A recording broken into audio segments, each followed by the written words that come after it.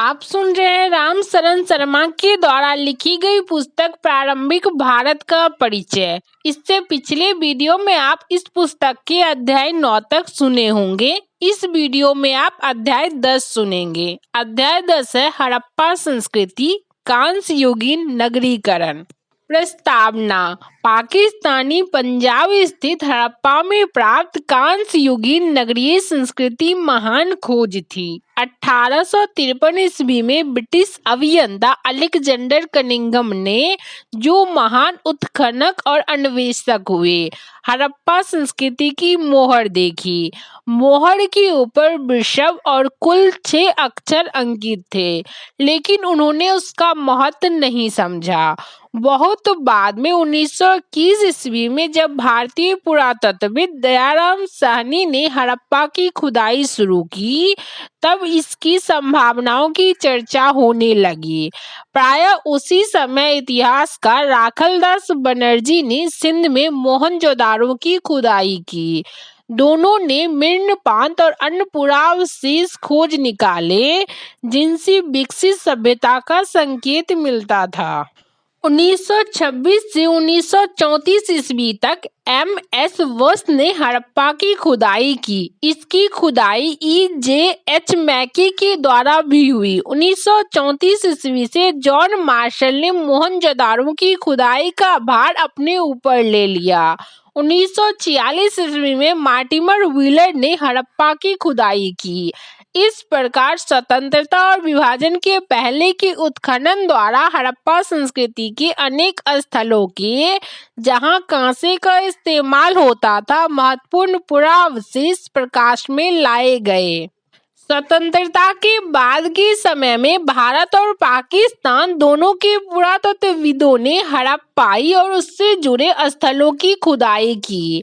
Surajbhan, M.K. धाविलकर, J.P. Joshi, B.V. लाल, S.R. Rao, B.K. Thapar, R.S. Bisht और कुछ अन्य पुरातत्वविदों ने इस सिलसिले में गुजरात, हरियाणा और राजस्थान में काम किया। F.A. खान ने पाकिस्तान में सिंधु घाटी के अंतर्गत कोदीजी नामक स्थल की खुदाई की और M.R. मुगल ने हकरा तथा पाक हकरा संस्कृतियों की खुदाई पर अधिक ध्यान दिया। A.H. दानी ने पाकिस्तान के उत्तर पश्चिमी सीमांत प्रदेश में गंधार के मकबरों की खुदाई की। अमेरिकी, ब्रिटिश, फ्रांसीसी और इतालवी पुरातत्वविदों ने हड़प्पा सहित अनेक स्थलों पर काम किया। अब हमारे पास प्रचुर मात्रा में हड़प्पाई सामग्री है। यद्यपि उत्खनन और अन्वेषण अभी भी जारी है, सभी विद्वान हड़प्पा संस्कृति के नगरीय स्वरूप पर एक मत हैं। लेकिन हकरा घग्गर नदी से शिनाख्त हुई सरस्वती नदी की भूमिका और इस संस्कृति की निर्माता की पहचान पर भिन्न भिन्न मत हैं। हम प्रस्तुत अध्याय में इस पर विचार करेंगे। भौगोलिक विस्तार। सिंधु या हड़प्पा संस्कृति उन अनेक उत्तराम पाषाण संस्कृतियों से पुरानी है जिनका वर्णन पूर्व में किया जा चुका है, लेकिन यह उन संस्कृतियों से कहीं अधिक विकसित है। इस संस्कृति का उदय तराम पाषाणिक पृष्ठभूमि में भारतीय उपमहादेश के पश्चिमोत्तर भाग में हुआ। इसका नाम हड़प्पा संस्कृति पड़ा क्योंकि इसका पता सबसे पहले 1921 में पाकिस्तान के प्रांत में अवस्थित हड़प्पा नामक आधुनिक स्थल में चला। सिंध के बहुत से स्थल पाक हड़प्पाई संस्कृति का केंद्रीय क्षेत्र बने। परिणाम स्वरूप वह संस्कृति परिपक्व होकर सिंधु और पंजाब में शहरी सभ्यता के रूप में परिणत हुई। इस परिपक्व हड़प्पा संस्कृति का केंद्र स्थल पंजाब और सिंध में मुख्यतः सिंधु घाटी में पड़ता है। यहीं से इसका विस्तार दक्षिण और पूर्व की ओर हुआ। इस प्रकार हड़प्पा संस्कृति के अंतर्गत पंजाब, सिंध और बलूचिस्तान के भाग ही नहीं बल्कि गुजरात, राजस्थान, हरियाणा और पश्चिमी उत्तर प्रदेश के सीमांत भाग भी थे। इसका फैलाव उत्तर में जम्मू से लेकर दक्षिण में नर्मदा नदी की मुहाने तक और पश्चिमी बलूचिस्तान के मकरान समुद्र तट से लेकर उत्तर पूर्व में मेरठ तक था। यह समूचा क्षेत्र त्रिभुज के आकार का है। इसका पूरा क्षेत्रफल लगभग 12,99,600 वर्ग किलोमीटर है। अतः यह क्षेत्र पाकिस्तान से बड़ा तो है ही, प्राचीन मिस्र और मेसोपोटामिया से भी निश्चित ही बड़ा है। ईसा पूर्व 3री और 2री शताब्दी में संसार भर में किसी भी संस्कृति का क्षेत्र हड़प्पा संस्कृति के क्षेत्र से बड़ा नहीं था। अब तक इस उपमहादेश में हड़प्पा संस्कृति के लगभग 2800 स्थलों का पता लग चुका है। इनमें कुछ हड़प्पा संस्कृति की आरंभिक अवस्था के हैं, कुछ परिपक्व अवस्था के और कुछ उत्तर अवस्था के हैं, किंतु परिपक्व अवस्था वाले स्थलों की संख्या सीमित है और उनमें केवल 7 को ही नगर की संज्ञा दी जा सकती है।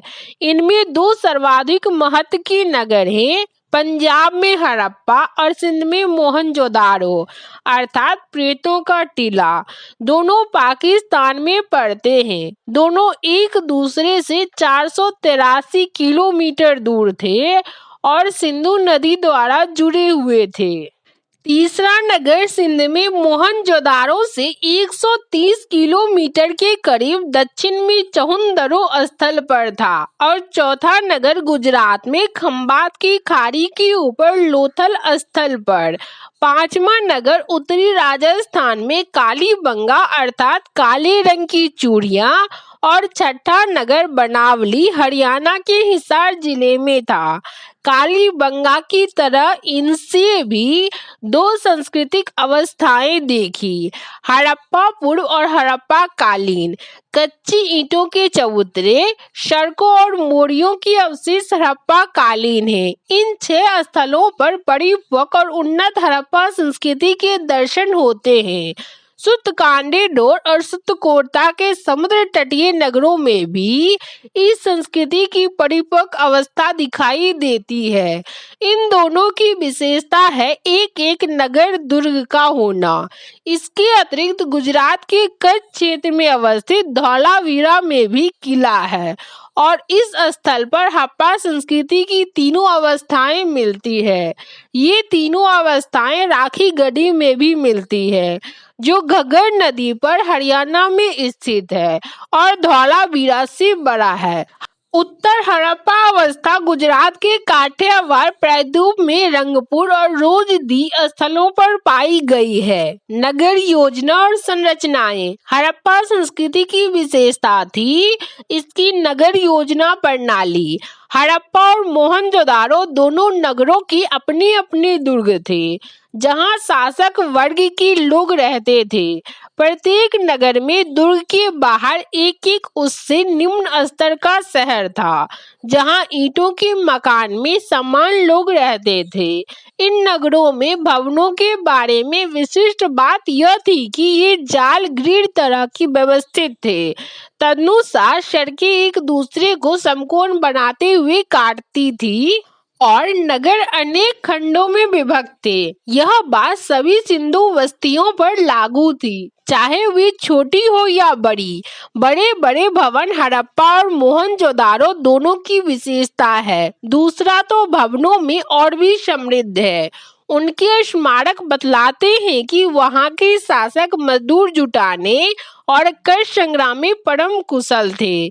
ईंटों की बड़ी बड़ी इमारतें देखकर सामान्य लोगों को यह भी लगता होगा कि उनके शासक कितने प्रतापी और प्रतिष्ठावान हैं। मोहनजोदाड़ो का शायद सबसे महत्वपूर्ण सार्वजनिक स्थल है विशाल स्नानागार, जिसका जलाशय दुर्ग के टीले में है।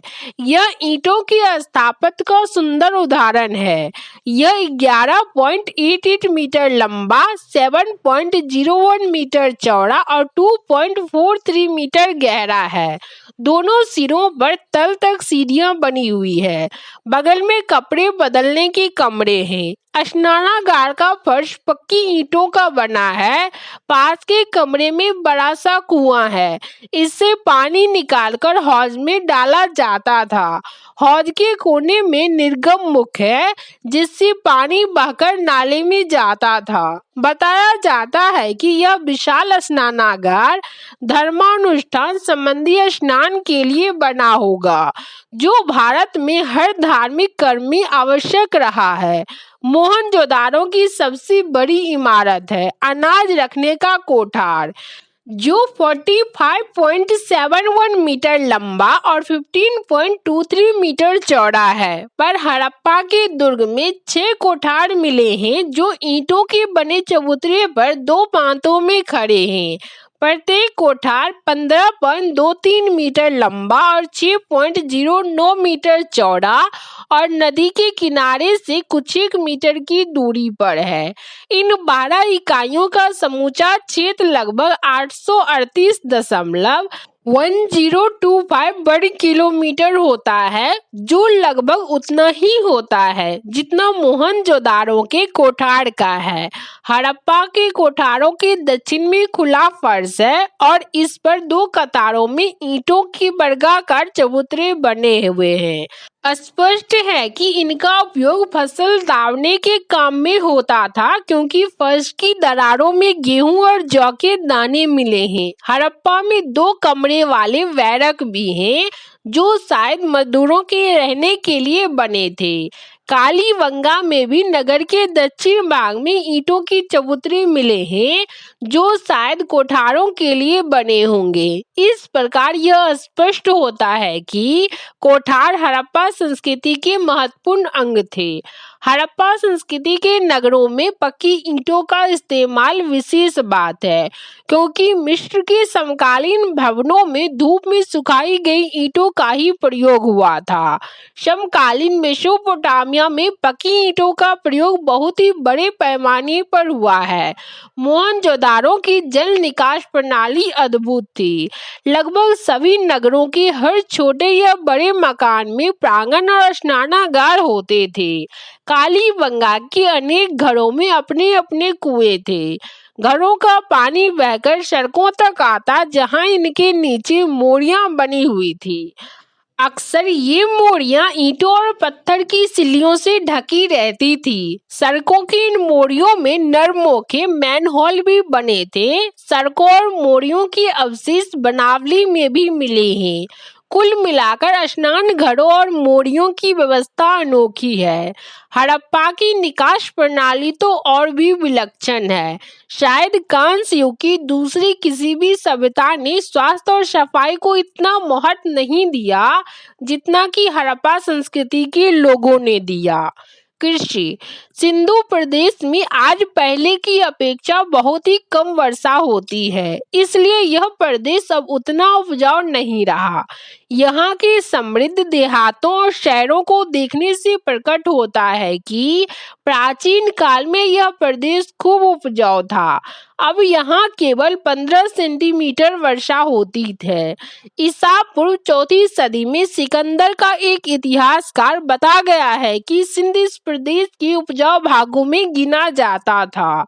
पूर्व काल में सिंधु प्रदेश में प्राकृतिक वनस्पति संपदा अधिक थी, जिसके कारण यहाँ अधिक वर्षा होती थी। यहाँ के वनों से ईंटें पकाने और इमारत बनाने के लिए लकड़ी बड़े पैमाने पर इस्तेमाल में लाई जाती थी। लंबे अरसे तक खेती का विस्तार, बड़े पैमाने पर चराई और ईंधन के लिए लकड़ी की खपत होते रहने से यहाँ की प्राकृतिक वनस्पति संपदा क्षीण होती गई। इस प्रदेश की उर्वरता का विशेष कारण शायद सिंधु नदी से हर साल आने वाली बाढ़ थी। गांव की रक्षा के लिए खड़ी की गई पक्की ईंट की दीवारों से प्रकट होता है कि बाढ़ हर साल आती थी। सिंधु नदी मिस्र की नील नदी की अपेक्षा कहीं अधिक जलोढ़ मिट्टी बहाकर लाती थी और इसे बाढ़ वाले मैदानों में छोड़ जाती थी। जैसे नील ने मिस्र का निर्माण और वहां के लोगों का भरण पोषण किया, वैसे ही सिंधु नदी ने सिंध क्षेत्र का निर्माण और वहां के लोगों का भरण पोषण किया। सिंधु सभ्यता के लोग बाढ़ उतर जाने पर नवंबर के महीने में बाढ़ वाले मैदानों में बीज बो देते थे और अगली बाढ़ के आने से पहले अप्रैल महीनों में गेहूं और जौ की अपनी फसल काट लेते थे। यहाँ कोई फावड़ा या फाल तो नहीं मिला है, लेकिन कालीबंगा की पाक हड़प्पई अवस्था में जो कुंड हल रेखा देखे गए हैं, उनसे अनुमान लगाया जाता है कि हड़प्पा काल में राजस्थान में हल जोते जाते थे। हड़प्पाई लोग शायद लकड़ी के हलों का प्रयोग करते थे। इस हल को आदमी खींचते थे या बैल, इस बात का पता नहीं है। फसल काटने के लिए शायद पत्थर की हंसियों का प्रयोग होता था। गवर्नबंदों या नालों को बांधों से घेरकर जलाशय बनाने की पाकिस्तान और अफगानिस्तान के कुछ हिस्सों की विशेषता रही है, किंतु लगता है कि नहरों या नालों से सिंचाई की परिपाटी नहीं थी। हड़प्पाई गांव, जो अधिकतर बाढ़ वाले मैदानों में थे, प्रचुर अन्न उपजा लेते थे, जो न केवल उनकी अपनी आवश्यकता की पूर्ति के लिए बल्कि खेती के काम से मतलब न रखने वाले नगरवासी, शिल्पियों, व्यापारियों और सामान्य नागरिकों की जरूरत पूरी करने के लिए पर्याप्त होता था। सिंधु सभ्यता के लोग गेहूं, जौ, राई, मटर आदि अनाज पैदा करते थे। वे दो किस्म का गेहूं और जौ उगाते थे। बनावली में मिला जौ बढ़िया किस्म का है। इनके अलावा वे तिल और सरसों भी उपजाते थे। परंतु हड़प्पा कालीन लोथल में रहने वाले हड़प्पाइयों की स्थिति भिन्न रही है। लगता है कि लोथल के लोग 1800 ईसा पूर्व में ही चावल उपजाते थे, जिनका अवशेष वहां पाया गया है। मोहनजोदाड़ो, हड़प्पा में और शायद कालीबंगा में भी अनाज बड़े बड़े कोठारों में जमा किया जाता था। संभवतः किसानों से राजस्व के रूप में अनाज लिया जाता था और वह पारिश्रमिक चुकाने और संकट की घड़ियों में काम के लिए कोठारों में जमा किया जाता था। यह बात हम मेसोपोटामिया के नगरों के दृष्टांत से कह सकते हैं, जहां मजदूरी में जौ दिया जाता था। सबसे पहले कपास पैदा करने का श्रेय सिंधु सभ्यता के लोगों को है। क्योंकि कपास का उत्पादन सबसे पहले सिंधु क्षेत्र में ही हुआ है, इसलिए यूनान के लोग इसे सिंडन कहने लगे, जो सिंधु शब्द से निकला है। पशुपालन। कृषि पर निर्भर होते हुए भी हड़प्पाई लोग बहुत सारे पशु पालते थे। वे बैल, गाय, भैंस, बकरी, भेड़ और सूअर पालते थे। उन्हें कुंवर वाला सांड विशेष प्रिय था। कुत्ते शुरू से ही पालतू जानवरों में थे। बिल्ली भी पाली जाती थी। कुत्ता और बिल्ली दोनों के पैरों के निशान मिले हैं। वे गधे और ऊंट भी रखते थे और शायद इन पर बोझा ढोते थे। घोड़े के अस्तित्व का संकेत मोहनजोदाड़ो की एक ऊपरी सतह से तथा लोथल में मिली एक संदिग्ध मृतिका टेराकोटा से मिला है। गुजरात के पश्चिम में अवस्थित सुरकोंटा में घोड़े के अवशेषों के मिलने की रिपोर्ट आई है और वे 2000 ईसा पूर्व के आसपास के बताए गए हैं, परंतु पहचान संदेहग्रस्त है। जो भी हो, इतना तो स्पष्ट है कि हड़प्पाई सभ्यता अश्व केंद्रित नहीं थी। हड़प्पा संस्कृति के आरंभिक और परिपक्व अवस्था में ना तो घोड़े की हड्डियां और ना ही उसके प्रारूप मिले हैं। हड़प्पाई लोगों को हाथी का ज्ञान था। वे गेंडे से भी परिचित थी। मेसोपोटामिया की समकालीन सुमेर के नगरों के लोग भी इन्हीं लोगों की तरह अनाज पैदा करते थे और उनके पालतू पशु भी प्रायः वही थे जो इनके थे। परंतु गुजरात में बसे हड़प्पाई लोग चावल उपजाते थे और हाथी पालते थे। ये दोनों बातें मेसोपोटामिया के नगरवासियों पर लागू नहीं होती है। शिल्प और तकनीकी ज्ञान। हड़प्पाई संस्कृति कांस्य युग की है। यो तो इस संस्कृति के लोग पत्थर के बहुत सारे औजारों और उपकरणों का प्रयोग करते थे, लेकिन वे कांस्य के निर्माण और प्रयोग से भी भली भांति परिचित थे। समानतः कांसा तांबे में टीन मिलाकर धातु शिल्पियों द्वारा बनाया जाता था, पर दोनों में एक भी धातु हड़प्पाई लोगों को आसानी से उपलब्ध नहीं थी। इसलिए हड़प्पा में कांसे के औजार बहुत आयात से नहीं मिलते हैं। अयस्को ताम खनिजों की अशुद्धियों से लगता है कि वह तांबा राजस्थान के खेती ताम खानों से मंगाया जा सकता था। हालांकि बलूचिस्तान से भी मंगाया जा सकता था। टीन शायद अफगानिस्तान से कठिनाई के साथ मंगाया जाता था। यद्यपि बताया गया है कि टीन की कुछ पुरानी खदानें हजारीबाग और बस्तर में पाई गई है। हड़प्पाई स्थलों में जो कांसे के औजार और हथियार मिले हैं उनमें टीन की मात्रा कम है। फिर भी ये जो कांसे की वस्तुएं छोड़ गए हैं वे नगण्य नहीं हैं। इन वस्तुओं से संकेत मिलता है कि हड़प्पा समाज के शिल्पियों में कशेरों कांस्य शिल्पियों के समुदाय का महत्वपूर्ण स्थान था। वे प्रतिमाओं और बर्तनों के साथ साथ कई तरह के औजार और हथियार भी बनाते थे, जैसे कुल्हाड़ी, आरी, चूड़ा और बर्छा।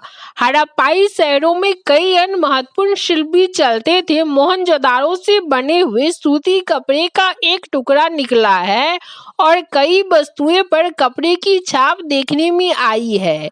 कताई के लिए तकलियों का इस्तेमाल होता था। बुनकर ऊनी और सूती कपड़ा बुनते थे। ईंटों की विशाल इमारतें बताती है कि स्थापत्य राजगिरी महत्वपूर्ण शिल्प था। इससे राजगिरों स्थापत्यों की वर्ग के अस्तित्व का भी आभास मिलता है। हड़प्पाई लोग नाव बनाने का काम भी करते थे। जैसा कि आगे बताया जाएगा, मिट्टी की मोहरें बनाना और मिट्टी की पुतलियां बनाना भी महत्वपूर्ण शिल्प थे। स्वर्णकार चांदी, सोने और रत्नों के आभूषण बनाते थे। सोना और चांदी संभवतः अफगानिस्तान से और रत्न दक्षिण भारत से आते थे। हड़प्पाई कारीगर मणियों के निर्माण में भी निपुण थे। कुम्हार के चाक का खूब प्रचलन था और हड़प्पाई लोगों के मृद भांडों की अपनी खास विशेषताएं थी। ये भांडों को चिकने और चमकीले बनाते थे। व्यापार। सिंधु सभ्यता के लोगों के जीवन में व्यापार का बड़ा महत्व था। इसकी पुष्टि हड़प्पा, मोहनजोदाड़ो और लोथल में अनाज के बड़े बड़े कोठारों के पाए जाने से ही नहीं होती, बल्कि बड़े भूभाग में ढेर सारी मिट्टी की मोहरों, सील, एक रूप लिपि और मानकीकृत माप तौलों को अस्तित्व से भी होती है। हड़प्पाई लोग सिंधु सभ्यता क्षेत्र के भीतर पत्थर, धातु, हड्डी आदि का व्यापार करते थे। लेकिन वे जो वस्तुएं बनाते थे उनके लिए अपेक्षित कच्चा माल उनके नगरों में उपलब्ध नहीं था। वे धातु के सिक्कों का प्रयोग नहीं करते थे। संभव है कि वे सारे आदान प्रदान विनिमय द्वारा करते हों। अपने तैयार माल और संभवतः अनाज भी नावों और बैलगाड़ियों पर लादकर पड़ोस के इलाकों में ले जाते और उन वस्तुओं के बदले धातु ले आते। वे अरब सागर के तट पर जहाज रानी करते थे। वे पहिया से परिचित थे और हड़प्पा में ठोस पहियों वाली गाड़ियां प्रचलित थी। लगता है कि हड़प्पाई लोग किसी न किसी प्रकार के आज के इक्के का इस्तेमाल करते थे, पर उनमें ओरेदार पहिए नहीं थे। हड़प्पाई लोगों का व्यापारिक संबंध राजस्थान की एक क्षेत्र से था और अफगानिस्तान और ईरान से भी। उन्होंने उत्तरी अफगानिस्तान में अपनी वाणिज्य बस्ती स्थापित की थी, जिसके सहारे उनका व्यापार मध्य एशिया के साथ चलता था। उनके नगरों का व्यापार दजला, फरात प्रदेश के नगरों के साथ चलता था। बहुत सी हड़प्पाई मोहरें मेसोपोटामिया की खुदाई में निकली है और प्रतीत होता है कि हड़प्पाई लोगों ने मेसोपोटामियाई नागरिकों के कई प्रसाधनों का अनुकरण किया है। हड़प्पाई लोगों ने लाजवद मणि, लापिस लाजुली का सुदूर व्यापार चलाया था। अवशेष मणि से शासक वर्ग की सामाजिक प्रतिष्ठा बढ़ती होगी। 350 ईसा पूर्व के आसपास और उसके आगे के मेसोपोटामियाई अभिलेखों में मेलुहा के साथ व्यापारिक संबंध की चर्चा है। मेलुहा सिंध क्षेत्र का प्राचीन नाम है। मेसोपोटामिया के पुरालेखों में दो मध्यवर्ती व्यापार केंद्रों का उल्लेख मिलता है, दिलमन और मक्कन। ये दोनों मेसोपोटामियाई और मेलुहा के बीच में है। दिलगन की पहचान शायद फारस की खाड़ी के बहरैन से की जा सकती है। उस बंदरगाह नगर में हजारों कब्रें खुदाई का इंतजार कर रही है। राजनीतिक संगठन, हमें हड़प्पा के राजनीतिक संगठन का कोई स्पष्ट आभास नहीं है, किंतु यदि सिंधु सभ्यता की सांस्कृतिक एकता पर ध्यान दिया जाए तो ऐसी एकता किसी केंद्रीय सत्ता के बिना संभव नहीं हुई होगी। यदि हड़प्पाई सांस्कृतिक अंचल को राजनीतिक अंचल भी समझा जाए तो इस उपमहादेश ने मौर्य साम्राज्य की स्थापना से पूर्व इतनी बड़ी राजनीतिक इकाई कभी नहीं देखी। इस इकाई की अद्भुत दृढ़ता इसी से स्पष्ट हो जाती है कि यह लगभग 600 वर्षों तक निरंतर कायम रही। मिस्र और मेसोपोटामिया के नितांत विपरीत किसी भी हड़प्पाई स्थल पर मंदिर नहीं पाया गया है।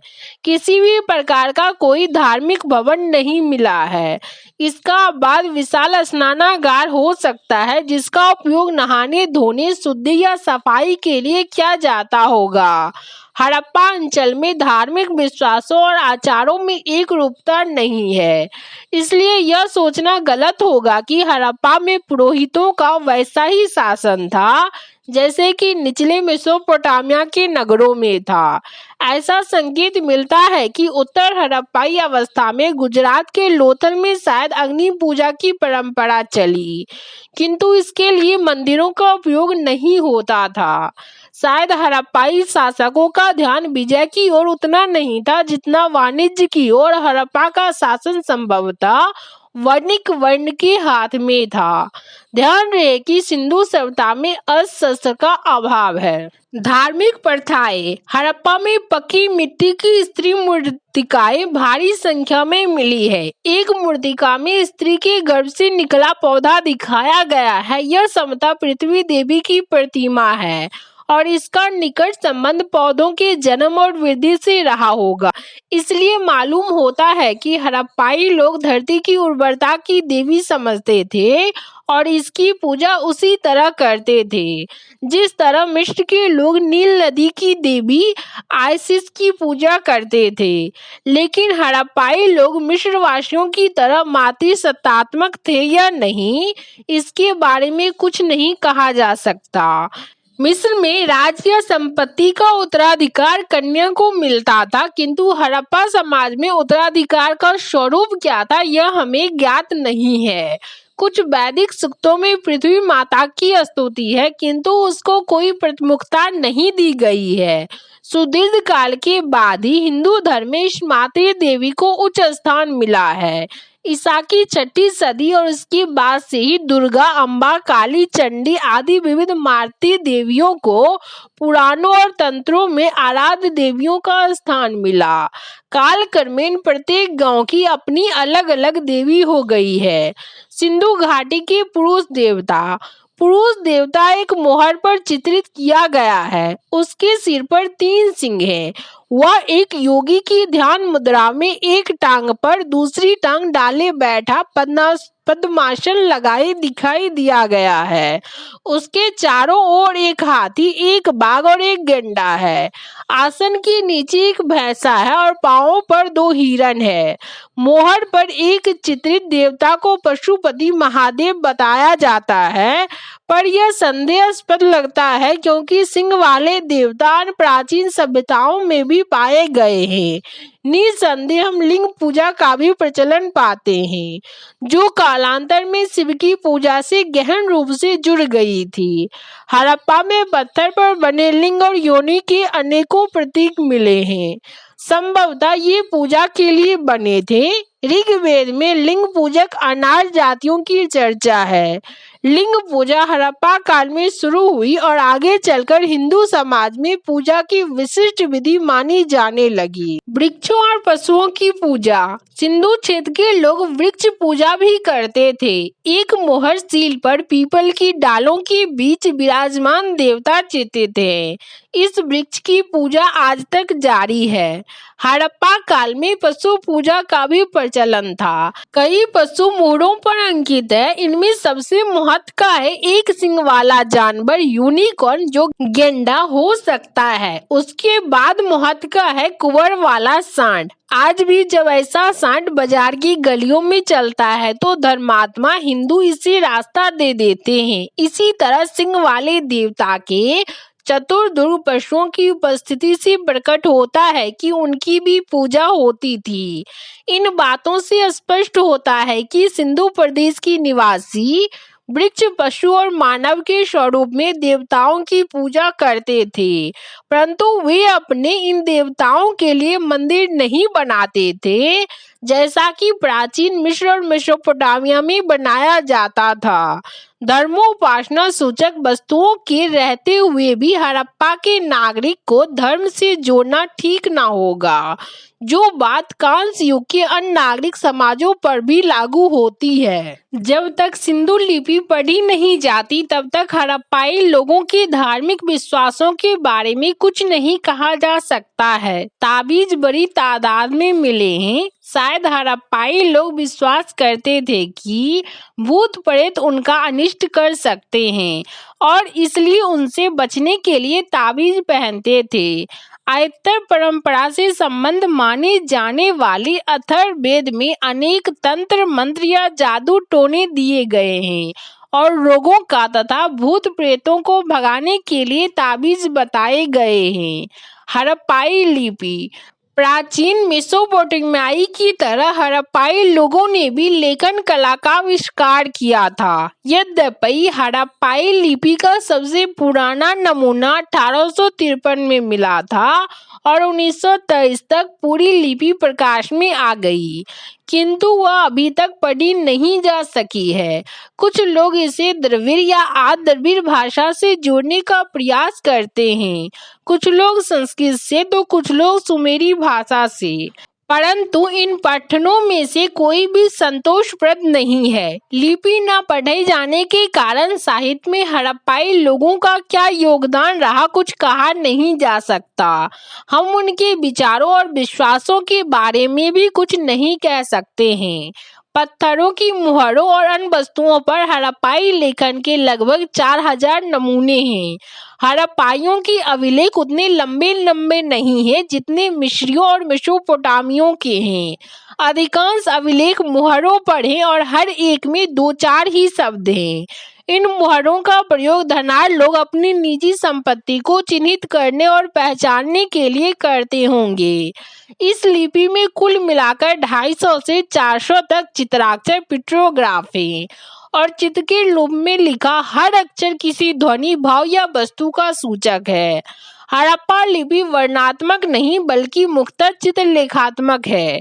मेसोपोटामिया और मिस्र की समकालीन लिपियों के साथ इसकी तुलना करने के प्रयास किए गए हैं, परंतु यह तो सिंधु प्रदेश का आविष्कार है और पश्चिम एशिया की लिपियों से इसका कोई संबंध दिखाई नहीं देता है। माप तौल लिपि का ज्ञान हो जाने से निजी संपत्ति का लेखा जोखा रखना आसान हो गया होगा। सिंधु क्षेत्र के नगरवासियों को व्यापार और अन्य आदान प्रदानों में माप तौल की आवश्यकता हुई और उन्होंने इसका उपयोग भी किया। वाट के रूप में वृहत बहुत सी वस्तुएं पाई गई है। उनसे प्रकट होता है कि तौल में 16 या उसके आवंतकों का व्यवहार होता था, जैसे 16, 64, 160, 320 और 640। दिलचस्प बात यह है कि 16 के अनुपात की यह परंपरा भारत में आधुनिक काल तक चलती रही है। हाल तक 1 रुपया 16 आने का होता था। हड़प्पाई लोग मापना भी जानते थे। ऐसे डंडे पाए गए हैं जिन पर नाप के निशान लगे हुए थे। इनमें एक डंडा कांसे का भी है। मृदभांड हड़प्पाई लोग कुम्हार के चाक का उपयोग करने में बड़े कुशल थे। उनके अनेक बर्तनों पर विभिन्न रंगों की चित्रकारी देखने को मिलती है। हड़प्पा भारों पर आमतौर से वृत्त या वृक्ष की आकृतियां मिलती है। कुछ ठीकरों पर मनुष्य की आकृतियां भी दिखाई देती है। मुहरे सीले हड़प्पा संस्कृति की सर्वोत्तम कलाकृतियां हैं उसकी मुहरें। अब तक लगभग 2000 सीलें प्राप्त हुई है। इनमें से अधिकांश सीलों पर लघु लेखा के साथ साथ एक सिंगी जानवर, भैंस, बाघ, बकरी और हाथी की आकृतियां उकेरी हुई है। प्रतिमाएं हड़प्पाई शिल्पी धातु की खूबसूरत मूर्तियां बनाते थे। कांसे की नर्तकी उनकी मूर्ति कला का सर्वश्रेष्ठ नमूना है। पूरी मूर्ति गले में पड़े हार के अलावा एकदम नग्न है। कुछ हड़प्पाई प्रस्तर प्रतिमाएं मिली है। सीलखड़ी की एक मूर्ति के बाएं कंधे तथा दाएं हाथ के नीचे अलंकृत वस्त्र है और सिर के पीछे उसके बालों की छोटी लटें बनी हुई पट्टिकाओं द्वारा संवारी गई है। मृण मूर्तिकाएं सिंधु प्रदेश में भारी संख्या में आग में पकी मिट्टी की बनी मूर्तिकाएं जो टेराकोटा कहलाती है मिली है। इनका उपयोग या तो खिलौने के रूप में या पूज्य प्रतिमाओं के रूप में होता था। इनमें पक्षी, कुत्ते, भेड़, गाय, बैल और बंदर की प्रतिकृतियां मिलती है। पुरुषों और स्त्रियों की प्रतिकृतियां भी मिली है, जिनमें पुरुषों से स्त्रियों की संख्या अधिक है। जहां मुहरे और प्रतिमाएं मंजी दक्षा के साथ बनाई गई है, वहीं ये मृण मूर्तियां बहुत ही सरल कलाकृतियां हैं। इन दोनों कोटियों के शिल्पियों के बीच जो अंतर है वह इनका इस्तेमाल करने वाले वर्गों के बीच अंतर का सूचक है। प्रथम कोटि की कलाकृतियों का उपयोग उच्च वर्ग के लोगों में होता था और द्वितीय कोटि का जनसामान्य में।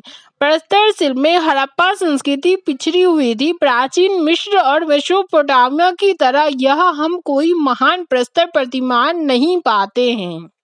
उद्भव, उत्थान और अवसान। परिपक्व हड़प्पा संस्कृति का अस्तित्व मोटे तौर पर 2550 ईसा पूर्व और 1900 ईसा पूर्व के बीच रहा। लगता है अपने अस्तित्व की पूरी अवधि भर यह संस्कृति एक ही प्रकार के औजारों, हथियारों और घरों का प्रयोग करती रही। सारी जीवन पद्धति में एक रूपता बनी रही। वही नगर योजना, वही मुहरे, वही मृण मूर्तियां और लंबे लंबे चट फलक दिखाई देते रहे। लेकिन इस अपरिवर्तनीयता पर बहुत अधिक जोर देना ठीक नहीं होगा। हमें मोहनजोदाड़ो की मृदभांड कला में समय समय पर परिवर्तन भी दिखाई देता है। ईसा पूर्व 19वीं सदी में आकर इस संस्कृति के दो महत्वपूर्ण नगर हड़प्पा और मोहनजोदाड़ो लुप्त हो गए। लेकिन अन्य स्थानों में हड़प्पा संस्कृति धीरे धीरे क्षीण हुई और क्षीण होते होते भी गुजरात, राजस्थान, हरियाणा और पश्चिम उत्तर प्रदेश के अपने सीमांत क्षेत्रों में लंबे समय तक जीवित रही। हड़प्पा संस्कृति का उद्भव जानना जितना कठिन है उतना ही कठिन उसका अंत जानना है। कई हड़प्पा पूर्व बस्तियों के अवशेष पाकिस्तान के निचले सिंध और बलूचिस्तान प्रांत में तथा राजस्थान के कालीबंगा में मिले हैं। हड़प्पा पूर्व किसान उत्तर गुजरात के नगवाड़ा में भी रहते थे, परंतु किस तरह इन देसी बस्तियों से परिपक्व हड़प्पा संस्कृति उद्भूत हुई यह बात स्पष्ट नहीं है। न ही हमें इस बात का कोई स्पष्ट प्रमाण मिलता है कि इस उपमहादेश के हड़प्पाई नगरों के पनपने में किसी बाहरी प्रभाव का हाथ था। हो सकता है कि हड़प्पा की शहरी संस्कृति के विकास में मेसोपोटामिया के नगरों से कुछ प्रेरणा मिली हो, परंतु हड़प्पा संस्कृति देसी ढंग की थी, इस बात में कोई शंका नहीं है। इसमें कई ऐसे तथ्य हैं जो इसे पश्चिमी एशिया की समकालीन संस्कृतियों से पृथक करते हैं। सिंधु सभ्यता के नगरों की योजना जाल पद्धति की है और इसमें सड़कों, नालियों और मलकुंडों की अच्छी व्यवस्था है। दूसरी ओर मेसोपोटामिया के नगरों में बेतरतीब बढ़ते जाने की प्रवृत्ति देखी जाती है। हड़प्पा संस्कृति के सभी नगरों में सभी मकान आयताकार हैं, जिनमें पक्का स्नान घर और सीढ़ीदार कुआं संलग्न है। पश्चिमी एशिया के नगरों में इस तरह की नगर योजना नहीं पाई गई है। संभवतः कीट द्वीप के नोसस नगर को छोड़ प्राचीन युग के किसी भी अन्य नगर में जल निकास का ऐसा उत्तम प्रबंध देखने को नहीं मिला। हड़प्पाई लोगों ने पकी ईंटों के इस्तेमाल में जिस कौशल का परिचय दिया है वैसा पश्चिमी एशिया वाले नहीं दे पाए। हड़प्पाइयों की मृदभंड और उनकी मोहरें अपने खास ढंग की है और इन पर अंकित परशु मंडल स्थानीय हैं। सबसे बड़ी बात यह है कि उन्होंने अपनी एक खास लिपि बनाई जिनका मिस्र और मेसोपोटामिया की लिपि से कोई साम्य नहीं है। यद्यपि हड़प्पा संस्कृति कांस्य युगीन संस्कृति थी, तथापि इसमें कांसे का सीमित उपयोग हुआ और ज्यादातर पत्थर के औजार ही चलते रहे। अंत में हड़प्पा संस्कृति का क्षेत्र जितना विशाल था उतना विशाल और किसी भी समकालीन संस्कृति का नहीं था। हड़प्पा नगर की संरचना 5 किलोमीटर के घेरे में फैली हुई है और इस तरह कांस्य युग में अपने ढंग की बृहत्तम संरचनाओं में आती है। अभी तक हड़प्पा जैसा नगर विस्तार अत्यंत कहीं भी देखने को नहीं मिला है। मेसोपोटामिया की प्राचीन सभ्यताएं तो 1900 ईसा पूर्व की बाद भी टिकी रही, लेकिन हड़प्पा की नगरीय संस्कृति लगभग उसी समय लुप्त हो गई। इसके बहुत से कारण बताए जाते हैं। कहा जाता है कि सिंधु क्षेत्र में वर्षा की मात्रा 3000 ईसा पूर्व के आसपास तनिक सी बढ़ी और फिर ईसा पूर्व दूसरी शताब्दी के आरंभ भाग में कम हो गई। इससे खेती और पशुपालन पर बुरा असर पड़ा। कुछ लोगों का मत है कि पड़ोस के रेगिस्तान के फैलने से मिट्टी में लवणता बढ़ गई और उर्वरता घटती गई। इसी से सिंधु सभ्यता का पतन हो गया। दूसरा मत यह है कि जमीन धंस गई या ऊपर उठ गई, जिससे इसमें बाढ़ का पानी जम गया है। भूकंप के कारण सिंधु नदी की धारा बदल गई, जिसके फलस्वरूप मोहनजोदाड़ो का पृष्ठ प्रदेश वीरान हो गया। यह भी मत है कि हड़प्पा संस्कृति को आर्यों ने नष्ट किया, पर इसका साक्ष्य कम है। कांस्य युग की इस विशालतम सांस्कृतिक सत्ता के विघटन के क्या क्या परिणाम हुए, यह अभी तक स्पष्ट नहीं हुआ है। हम नहीं जानते हैं कि क्या नगर के उजड़ जाने से वणिक और शिल्पी लोग देहात की ओर चले गए और वहां हड़प्पा के तकनीकी कौशलों को फैलाया। हमें सिंधु, पंजाब और हरियाणा की नगरोत्तर काल की स्थिति के बारे में काफी जानकारी नहीं है। सिंधु क्षेत्र के भीतर हम खेतीहरों की बस्तियां तो पाते हैं, लेकिन पूर्व काल की संस्कृति के साथ उनका संबंध स्पष्ट नहीं होता है। हमें स्पष्ट और पर्याप्त जानकारी की अपेक्षा है। हड़प्पा संस्कृति की नगरोत्तर अवस्था। हड़प्पा संस्कृति शायद 1900 ईसा पूर्व तक जीती जागती रही। बाद में इसकी नगरीय अवस्था लुप्त सी हो गई। परिपक्व संस्कृति के परिचायक थे सुव्यवस्थित नगर निवेश, व्यापक स्तर पर ईंटों की संरचनाएं, लेखन कला, मानक बाट माप, दुर्ग नगर और निम्न स्तरीय शहरों के बीच अंतर, कांसे के औजारों का इस्तेमाल और काले रंग की आकृतियों से चित्रित लाल मृदभंड का निर्माण। इसकी शैलीगत एक रूपता समाप्त हो गई और शैली में भारी विविधता आ गई। नगरोत्तर हड़प्पा संस्कृति के कुछ लक्षण पाकिस्तान में, मध्य एवं पश्चिमी भारत में तथा पंजाब, राजस्थान, हरियाणा, जम्मू और कश्मीर, दिल्ली और पश्चिम उत्तर प्रदेश में भी दिखाई देते हैं। इनका काल लगभग 1900 ईसा पूर्व से 1200 ईसा पूर्व तक हो सकता है। हड़प्पा संस्कृति की नगरोत्तर अवस्था को उप सिंधु संस्कृति भी कहते हैं। पहले इस संस्कृति को हड़प्पोत्तर बताया जाता था, पर अब यह उत्तर हड़प्पा संस्कृति के नाम से अधिक जाना जाता है। उत्तर हड़प्पा संस्कृतियां मूलतः त्राम पाषाणिक है, जिनमें पत्थर और तांबे के औजारों का उपयोग होता था। इनमें धातु के ऐसे ही उपकरण बनते थे जिनकी ढुलाई आसान है, फिर भी कुल्हाड़ी, चीनी, कंगन, वक्र, अस्तूरा, बंसी और बर्छा मिलते हैं। त्राम पाषाण संस्कृति के लोग हड़प्पा संस्कृति की उत्तर अवस्था में गांवों में बस गए और खेती, पशुपालन, शिकार और मछली पकड़ने का धंधा करने लगे। शायद देहातों में धातु संबंधी तकनीकी जानकारी के फैलने से खेती करने और बस्तियां बन जाने में सहूलियत हुई। गुजरात के प्रभास, पाटन, सोमनाथ और रंगपुर जैसे कुछ स्थान तो हड़प्पा संस्कृति के मानो औसत पुत्र हैं। किंतु उदयपुर के निकटवर्ती आहार में हड़प्पाई तत्व कुछ एक ही पाए जाते हैं। गिलोंद में जो आहार संस्कृति का स्थान है, ईंटों की संरचनाएं भी मिली है, जिन्हें लगभग 2000 ईसा पूर्व और 1500 ईसा पूर्व के बीच रखा जा सकता है। हालांकि पकाई हुई ईंटों के मिलने की खबर भगवानपुरा की उत्तर हड़प्पाई अवस्था के बारे में दी गई है, पर ईंट वाले स्थल का किला के गैरिक बिरडभांड OCP स्थल पर चंद्र ईंटें मिली है। फिर भी हड़प्पाई तत्व का प्रभाव मालवा की उस ताम्रपाषाण संस्कृति लगभग 1700 से 1200 ईसा पूर्व पर, जिसकी सबसे बड़ी बस्ती नवदा टोली में है, बहुत कम है। जोड़वे स्थलों पर भी जो तापी, गोदावरी और भीमा की घाटी में पाए गए हैं, यही बात लागू होती है। जोड़वे बस्तियों में सबसे बड़ी है दैमाबाद की बस्ती, जो करीब 22 हेक्टेयर में बसी है और जहां 4000 आबादी हो सकती है।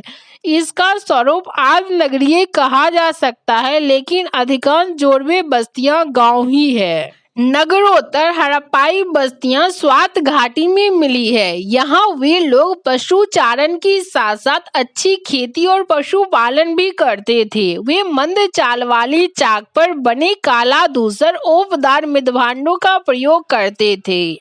ये मृदभांड ईसा पूर्व 3री शताब्दी और उसके बाद के उन मृदभांडों से मिलते हैं जो उत्तरी ईरान के पठार से प्राप्त हुए हैं। स्वात घाटी के निवासी भी चाक पर लाल पर काले रंग वाले मृदभांड तैयार करते थे, जो आरंभिक नगरोत्तर काल के मृदभांडों से निकट संबंध जताते थे। इनसे प्रकट होता है कि हड़प्पा से संबंध नगरोत्तर संस्कृति से इनका संबंध था। इसलिए स्वात घाटी को उत्तर हड़प्पा संस्कृति का उत्तरी छोर मान सकते हैं। भारत स्थित पंजाब, हरियाणा, उत्तर प्रदेश और जम्मू में भी कई उत्तर हड़प्पा स्थलों की खुदाई हुई है। इनमें जम्मू में मांडा, पंजाब में चंडीगढ़ और संगोल, हरियाणा में दौलतपुर और उत्तर प्रदेश में आलमगीरपुर और हुल्लास उल्लेखनीय हैं। जान पड़ता है कि हड़प्पाई लोगों ने चावल की खेती तब शुरू की जब वे हरियाणा में दौलतपुर, उत्तर प्रदेश में सहारनपुर जिले में हुल्लास पहुंचे। रागी उत्तर भारत के किसी भी हड़प्पा स्थल में अभी तक नहीं देखा गया है। आलमगीरपुर में उत्तर हड़प्पाई लोग संभवतः कपास भी उपजाते थे, जैसा कि हड़प्पा के मृदभांडों पर मिले कपड़ों की छापों से अनुमान लगाया जा सकता है। उत्तर और पूर्वी क्षेत्रों के उत्तर हड़प्पा स्थलों में जो चित्रित हड़प्पाई मृदभांड पाए गए हैं, उनमें आकृतियां अपेक्षाकृत सरल हो गई है। हालांकि कुछ नए पात्र प्रकार भी मिलते हैं। कुछ उत्तर हड़प्पा पात्र प्रकार भगवानपुरा के चित्रित दूसर मृदभांड अर्थात पेटेंट गे ओबर PGW अवशेषों से सम्मिलित पाए गए हैं, लेकिन इस काल में हड़प्पा संस्कृति पूर्व विघटन की अवस्था में आ चुकी प्रतीत होती है। उत्तर हड़प्पा अवस्था में लंबाई मापने की कोई वस्तु नहीं पाई गई है। गुजरात के उत्तर काल में पत्थर की पनाकार वाट और पकी मिट्टी की पिंडकाई टेराकोटा नहीं मिलते हैं। आमतौर से सभी उत्तर हड़प्पा स्थलों में मानव मूर्तिकाई और वैशिष्ट सूचक चित्राकृतियों का अभाव है। यद्यपि गुजरात में वाघदंड फाइल्स अप्रचलित हो चुका था, तथापि उत्तर भारत में यह खूब चलता था। नगरोत्तर अवस्था में पहुंचने पर पश्चिम एशियाई केंद्रों से हड़प्पाओं का व्यापार समाप्त हो गया। लाजवर्द मणि, चट, इंदगोप मणि, कॉन्फुशियस बीट तथा तांबे और कांसे के पात्र व्यापार वस्तुओं में या तो लुप्त हो चुके थे या विरल हो गए थे। यह सब स्वाभाविक था, क्योंकि पंजाब, हरियाणा और उत्तर प्रदेश में उत्खनित अधिकांश उत्तरकालीन हड़प्पा स्थल देहाती बस्तियां ही है। सिंधु घाटी में नए लोगों का आगमन। हड़प्पा संस्कृति की उत्तरकालीन अवस्थाओं में कुछ भारी औजार और मृदभांड पाए गए हैं, जिनसे संकेत मिलता है कि सिंधु घाटी में बाहर के लोग धीरे धीरे प्रवेश करने लगे थे। मोहनजोदाड़ो की अंतिम अवस्था में असुरक्षा और अशांति के कुछ लक्षण दिखाई देते हैं। आभूषणों की निधियां स्थान स्थान पर गड़ी मिली है और एक स्थान पर आदमी की खोपड़ियों का ढेर मिला है। मोहनजोदाड़ो की ऊपरी सतहों पर नई किस्म की कुल्हाड़ियां, छुरी और पसलीदार और सपाट चूल वाली छुरियां मिली है। ये कुछ बाहरी आक्रमण के संकेत देती है। हड़प्पा की अंतिम अवस्था के कब्रिस्तान में नए लोगों के अवशेष मिले हैं, जहां नवीनतम स्तरों पर नए प्रकार के मृदभांड है। नए प्रकार के मृदभांड बलूचिस्तान के कुछ स्थलों पर भी मिले हैं। पंजाब और हरियाणा के कुछ स्थलों पर लगभग 1200 ईसा पूर्व के उत्तरकालीन हड़प्पा मृदभांडों के साथ साथ धूसर मृदभांड और चित्रित धूसर मृदभांड पाए गए हैं, जो आमतौर से वैदिक लोगों से जुड़े हैं। ये सारे काम उन अश्वारोही लोगों के हो सकते हैं जो ईरान अथवा दक्षिण मध्य एशिया से पहाड़ियों के रास्ते आए होंगे, लेकिन अधिकांश नए लोग पंजाब और सिंधु के हड़प्पाई नगरों के तहस नहस होने के बाद आए। यद्यपि वैदिक काल अधिकांशतः उसी सप्त सिंधु प्रदेश में बसे जहां एक समय हड़प्पा संस्कृति विराजमान थी, तथापि हमें ऐसा कोई पुरातात्विक साक्ष्य नहीं मिलता है कि सुदृढ़ हड़प्पाइयों और आर्यों के बीच कोई भारी संग्राम हुआ था। 1500 ईसा पूर्व और 1200 ईसा पूर्व के बीच उत्तर हड़प्पा संस्कृति वाले लोगों के साथ वैदिक संस्कृति वाले जत्थों का कहीं कहीं सामना हुआ होगा। हड़प्पा उत्पत्ति की समस्या। लगभग 4000 ईसा पूर्व में पाकिस्तान के अंतर्गत चोलिस्तान की मरुभूमि में हकरा नदी के इलाके में हड़प्पा संस्कृति के पहले की अनेक कृषक बस्तियां मिलती है। अनेक कृषक बस्तियां मृदभांड पूर्व नवपाषाण युग में सिंधु घाटी के किनारे बलूचिस्तान के पूर्वी छोर पर लगभग 7000 ईसा पूर्व में प्रकट हुई। इसी समय से लोग बकरियां, भेड़ और मवेशी पालने लगे।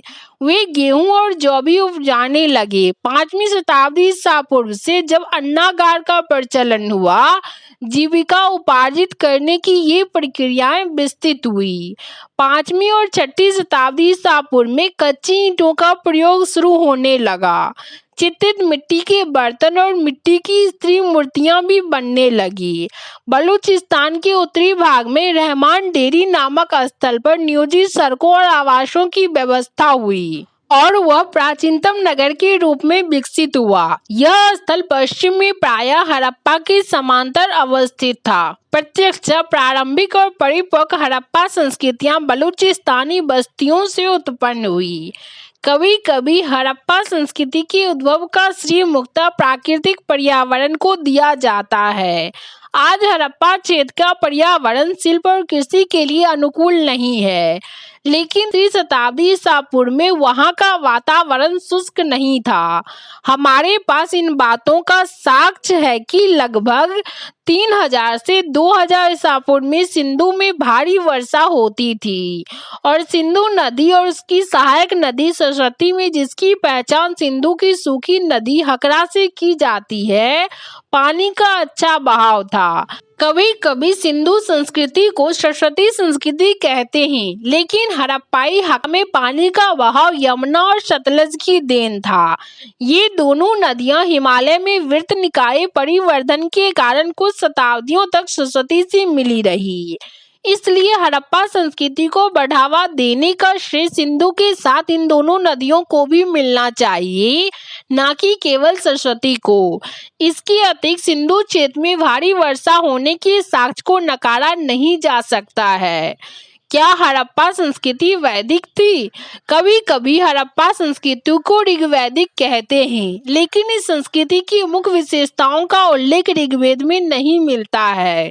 नियोजित नगर शिल्प, वाणिज्य और ईंटों की बनी बड़ी बड़ी संरचनाएं परिपक्व हड़प्पा संस्कृति की विशेषताएं हैं। ऋग्वेद में ये विशेषताएं नहीं है। जैसे कि आगे देखेंगे, प्रारंभिक वैदिक जन कृषि के साथ पशुपालन करते थे, वे ईंटों का प्रयोग नहीं करते थे। प्रारंभिक वैदिक जन हड़प्पा संस्कृति के प्रायः संपूर्ण क्षेत्र में रहते थे, लेकिन वे लोग अफगानिस्तान में भी रहते थे। हड़प्पा संस्कृति की परिपक्व नगर अवस्था 2500 ईसा पूर्व से 1900 ईसा पूर्व तक बनी रही, लेकिन ऋग्वेद का काल लगभग 1500 ईसा पूर्व माना जाता है। इसके अतिरिक्त हड़प्पा संस्कृति के लोगों और वैदिक लोगों को बिल्कुल समान वनस्पति पशुओं की जानकारी थी, ऐसा कोई प्रमाण नहीं मिलता। ऋग्वेद में केवल जौ का उल्लेख है, लेकिन हड़प्पा संस्कृति के लोगों को गेहूं, तिल और मटर की भी जानकारी थी। हड़प्पा संस्कृति के लोग गेंडा से परिचित थे, लेकिन यह वैदिक लोगों को अज्ञात था। बाघ के साथ भी यही बात है। वैदिक जन के मुखिया अश्व सवार होते थे। यही कारण है कि इस पशु का ऋग्वेद में 215 बार उल्लेख हुआ है, लेकिन हड़प्पा नगर वासियों को घोड़े की जानकारी शायद ही थी।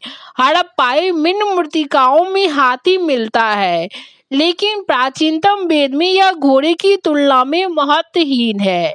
हड़प्पा संस्कृति के लोगों का लेखन कला ज्ञात थी।